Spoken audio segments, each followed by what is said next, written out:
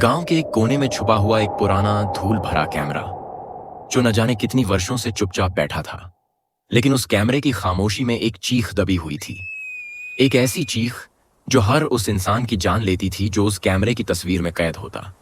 यह कहानी है शेरू की, एक निडर लेकिन जिज्ञासु लड़के की, जिसकी जिंदगी एक फोटो के साथ उलट पलट हो गई।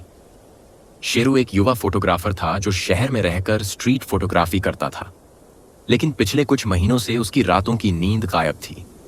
उसे बार बार एक ही सपना आता, एक काले कमरे में एक कैमरा रखा होता और कोई फुसफुसाता, जो देखता है मर जाता है। थक हार कर शेरू ने शहर की भागदौड़ से छुट्टी ली और अपने गांव लौट आया। वहां की शांति, खेत, पुरानी हवेली और बचपन की यादें उसे आराम देती थीं। एक दिन वह गांव की पुरानी हवेली में घूम रहा था, जहां कभी राजा महाराजा ठहरते थे। वहां एक पुराने लकड़ी के संदूक में उसे एक कैमरा मिला। कैमरे की बॉडी पर अजीब सी निशानियां थीं, जैसे खून के धब्बे सूखकर चिपक गए हों। वाह, ये तो एकदम एंटीक है, इसे साफ करता हूं और कुछ पिक्स लेता हूं, शेरू ने सोचा। शेरू ने सबसे पहले अपने दोस्त रवि की फोटो ली। कैमरे से क्लिक करते ही एक अजीब सी आवाज आई, जैसे कोई अंदर से कराह रहा हो, लेकिन शेरू ने ध्यान नहीं दिया। अगले दिन गांव में अफरा तफरी मच गई। रवि की लाश खेतों के पास पड़ी मिली। उसकी आंखें खुली थीं, जैसे मरने से पहले कुछ भयानक देखा हो, लेकिन पोस्टमार्टम रिपोर्ट में कोई कारण नहीं मिला। शेरू सदमे में था। उसने कैमरे को फिर उठाया और देखा। कैमरे की लेंस पर एक काली छाया उभर रही थी। उसे लगा शायद ये वहम है। शेरू ने अपने दोस्त अर्जुन को बुलाया और कहा, चल एक फोटो लेते हैं इस कैमरे से, फिर मैं तुझे कुछ दिखाता हूं। जैसे ही अर्जुन की तस्वीर खींची, कैमरे से एक हल्की सी चीख सुनाई दी। सुना तूने? शेरू ने पूछा। क्या? कुछ नहीं आया भाई, अर्जुन बोला। लेकिन इस बार शेरू ने कैमरे में अर्जुन की तस्वीर देखी। उसमें अर्जुन के पीछे एक परछाई थी, एक लंबी डरावनी आकृति, जिसका चेहरा धुंधला था लेकिन आंखें चमक रही थीं। उसी रात अर्जुन की भी मौत हो गई। वह कमरे में अकेला था, लेकिन दीवार पर खून से लिखा था, तुमने तस्वीर देखी है, अब बारी तुम्हारी है। डर से कांपता हुआ शेरू कैमरे को लेकर गांव के बुजुर्ग पंडित के पास गया।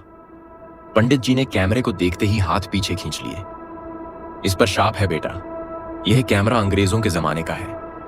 कहते हैं ज़िपामा आहा एक फोटोग्राफर ने बनाया था जो आत्माओं की दुनिया को कैमरे में कैद करता था। लेकिन एक दिन वो कैमरे में खुद की ही आत्मा कैद कर बैठा। तब से ये कैमरा हर उस इंसान की जान लेता है जिसकी तस्वीर इससे ली जाती है।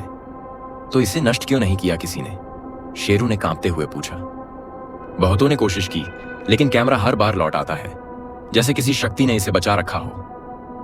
अब शेरू ने ठान लिया, वह इस रहस्य को खत्म करेगा।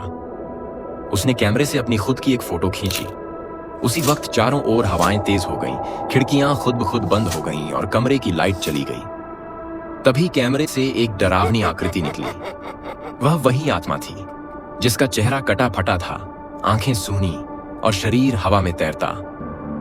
तूने मुझे बुलाया, अब तुझे मेरी जगह लेनी होगी, आत्मा बोली। शेरू ने डरते हुए कहा, मैं तेरी मुक्ति चाहता हूं, मैं तुझे कैद नहीं करना चाहता। आत्मा चीखी, झूठ, हर इंसान बस मेरा उपयोग करता है। शेरू भागने लगा। हवेली में दरवाजे खुद बंद हो रहे थे। आत्मा हर जगह उसके पीछे थी। आखिरकार शेरू कैमरे को लेकर हवेली की छत पर पहुंचा और कैमरे को नीचे कुएं में फेंक दिया। अचानक हवाओं का शोर रुक गया, शांति फैल गई। लेकिन तभी एक आवाज आई, कुएं में क्या फेंका? मैं तो तेरे भीतर हूं अब। शेरू ने आईने देखा। उसकी आंखें अब वैसी ही चमक रही थीं जैसी उस आत्मा की थीं। कुछ महीने बाद गांव के एक और लड़के को हवेली के पास एक पुराना कैमरा मिला। कितना क्लासिक है, इससे फोटो लेंगे, मजा आ जाएगा। कैमरे की लेंस में एक हल्की सी परछाई मुस्कुरा रही थी। शेरू अब कैमरे के अंदर था और कहानी फिर से दोहराने वाली थी। अंतिम शब्द, जो देखता है वो मर जाता है, पर जो तस्वीर खींचता है वह कभी मरता नहीं। वह कहानी बन जाता है, एक श्रापित कहानी। शेरू और श्रापित कैमरा।